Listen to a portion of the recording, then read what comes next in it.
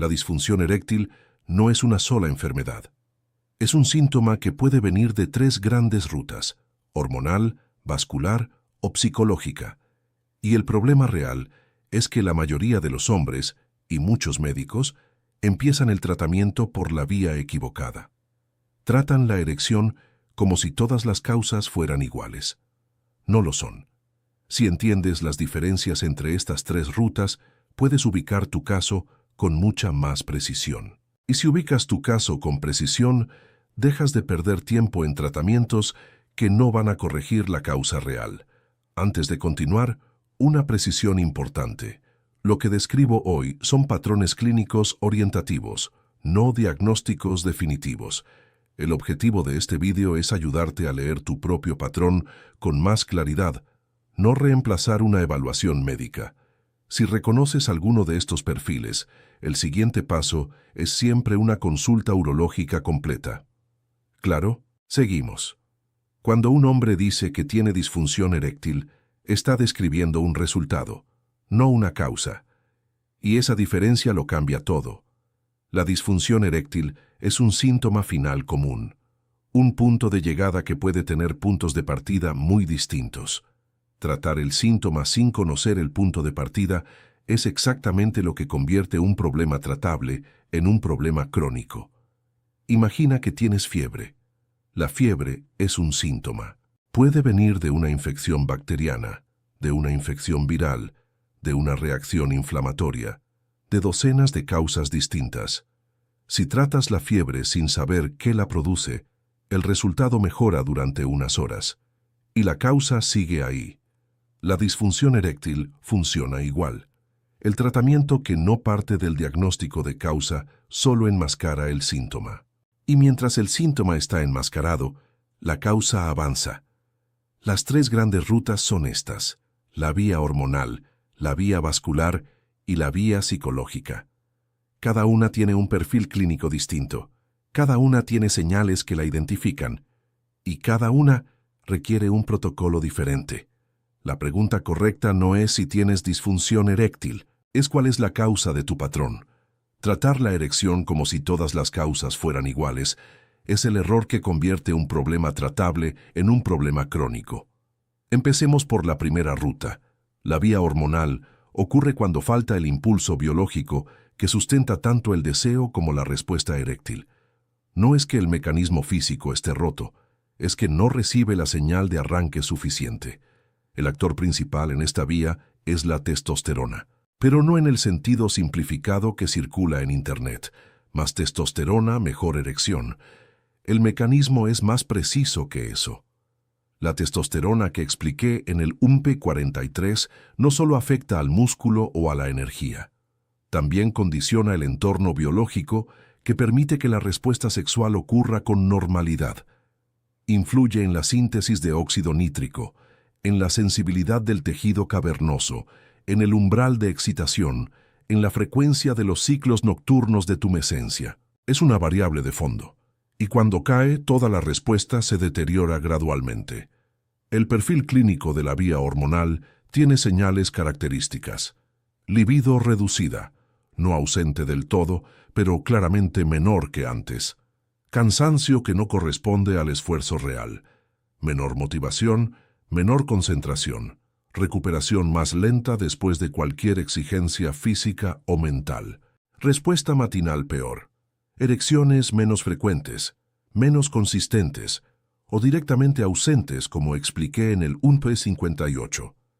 Y una disfunción eréctil que no varía demasiado según el contexto. Está presente en solitario, con pareja, en situación relajada o depresión. Esa última característica es importante. En la vía hormonal, la disfunción no fluctúa demasiado según la situación, no mejora mucho en contexto de confianza, ni empeora mucho en contexto de presión. Es más constante, porque la causa es sistémica, no situacional. Un aviso clínico necesario. La testosterona baja no siempre produce disfunción eréctil aislada. Suele venir con un conjunto de síntomas, y diagnosticarla requiere una evaluación hormonal completa, no un único análisis en un momento aislado. Los niveles de testosterona varían a lo largo del día, de la semana, de la temporada. Un resultado puntual sin contexto clínico no es suficiente para establecer el diagnóstico ni para tomar decisiones terapéuticas. La segunda ruta es la vascular. En la vía vascular, el problema no es el deseo ni el bloqueo emocional, es el flujo. El tejido cavernoso necesita una entrada de sangre suficiente para alcanzar y mantener la rigidez que permite la erección. Cuando las arterias que irrigan el pene están comprometidas, por aterosclerosis, por hipertensión mal controlada, por diabetes, por tabaquismo crónico, ese flujo es insuficiente. La rigidez no llega o no se sostiene. El perfil clínico de la vía vascular también tiene señales propias. La progresión es gradual. No empieza con una falla total, sino con una reducción progresiva de la rigidez a lo largo de semanas o meses. El hombre nota que la erección es menos firme que antes, que se pierde más rápido, que requiere más estimulación para mantenerse. Con el tiempo, la falla se vuelve más frecuente y más completa.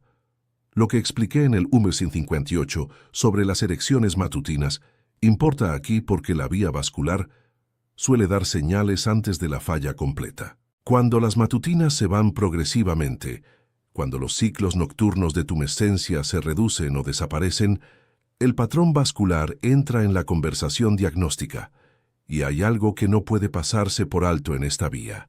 La disfunción eréctil de causa vascular no es solo un problema sexual. Es con frecuencia el primer marcador clínico de un deterioro cardiovascular más amplio. Las mismas arterias que irrigan el pene son las mismas que irrigan el corazón, y el pene, por su tamaño, muestra el deterioro antes. Un hombre con disfunción eréctil de causa vascular no tratada está recibiendo una señal de riesgo cardiovascular que merece atención urgente, independientemente de la función sexual. El sildenafil puede ayudar el síntoma en esta vía, mejora el flujo en el momento, pero no trata la causa vascular. No revierte la aterosclerosis, no controla la hipertensión, no corrige el impacto metabólico de la diabetes. Es soporte, no solución. La tercera ruta es la psicológica. En la vía psicológica, el sistema físico está sano, la vascularización funciona, la testosterona está en rango normal. El mecanismo neurovascular que expliqué en el UM-41 está intacto, pero la respuesta no ocurre, porque la señal se bloquea antes de llegar al mecanismo. El ciclo de ansiedad de rendimiento que expliqué en el UM-51 es precisamente la forma más frecuente de disfunción eréctil psicológica. El problema no es la anatomía, es la vigilancia constante del resultado. El hombre entra en la situación sexual con una parte de su atención dedicada a monitorear si la erección va a aparecer o no. Esa vigilancia activa el sistema nervioso simpático, que es exactamente el sistema que inhibe la respuesta eréctil. Es un mecanismo de autobloqueo que se refuerza solo. El perfil clínico de la vía psicológica es muy específico. La erección está presente en solitario, con pornografía o sin ella. Falla en el contexto con la pareja, mejora en situaciones de confianza, relajación, ausencia de expectativa. Empeora en contextos de presión, nuevas parejas, situaciones con alto componente de evaluación. Y el primer fallo, que puede haber tenido cualquier causa trivial, se interpreta como una señal de problema permanente, lo que instala el ciclo de monitoreo que hace que los siguientes fallos sean inevitables. El error más frecuente en esta vía es doble. O se medicaliza en exceso, sildenafil como primera respuesta sin explorar el componente emocional, o se ignora completamente, diciéndole al hombre que es psicológico sin darle ningún protocolo concreto de intervención. Los dos son errores que perpetúan el problema. Ahora, ¿cómo separas las tres vías en la práctica? No hay una prueba única que resuelva la pregunta. Lo que existe es un conjunto de señales que, leídas en conjunto, orientan hacia la vía dominante. Si el perfil es hormonal, libido claramente reducida, fatiga que no corresponde al esfuerzo, menor motivación y concentración, erecciones matutinas peores o ausentes, disfunción constante que no varía demasiado por contexto.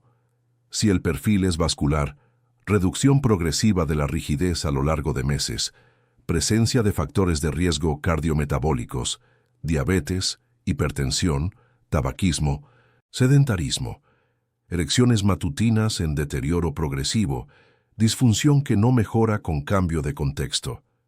Si el perfil es psicológico, erección normal en solitario, falla situacional con la pareja, variación clara según el contexto emocional, inicio tras un periodo de estrés o tras un primer fallo puntual, ausencia de factores de riesgo orgánico.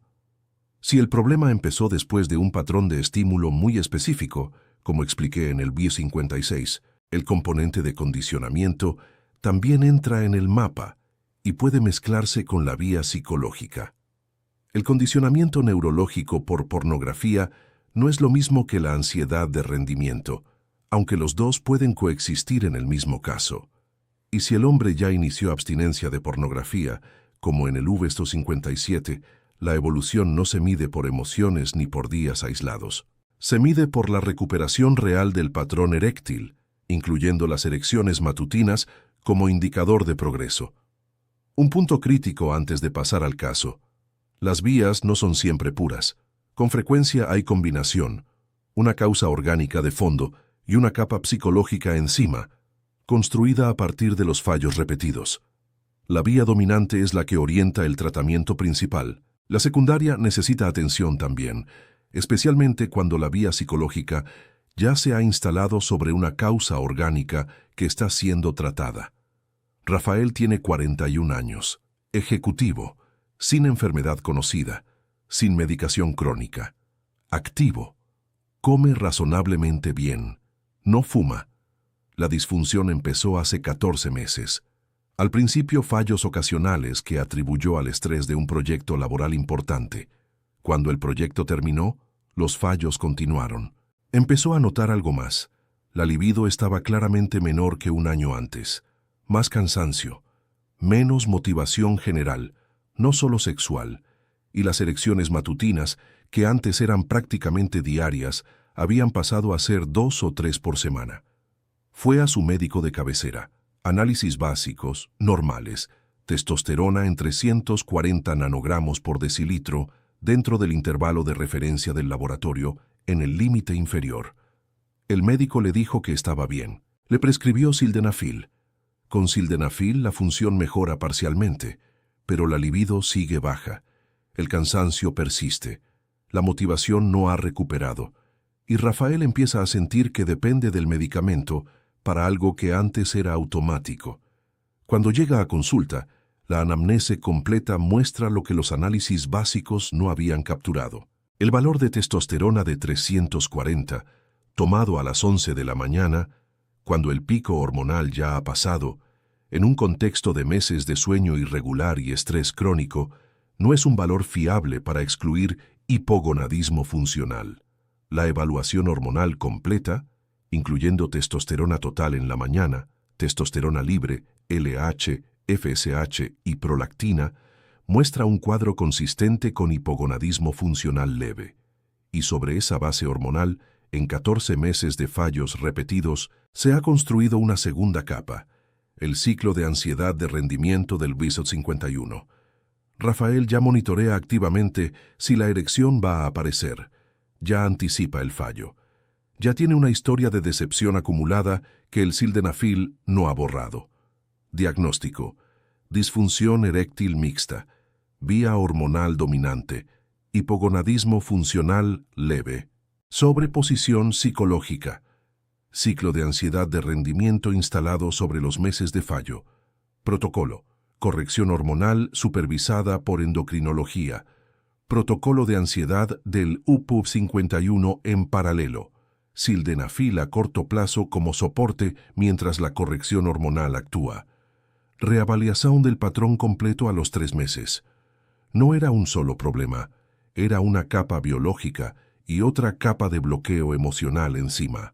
Resultado a 3 meses.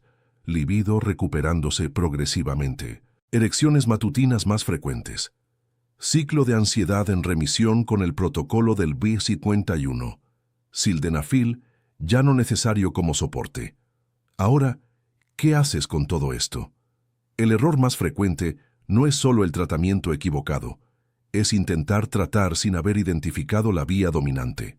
Y eso ocurre porque la mayoría de las consultas no incluyen las preguntas que permiten esa identificación.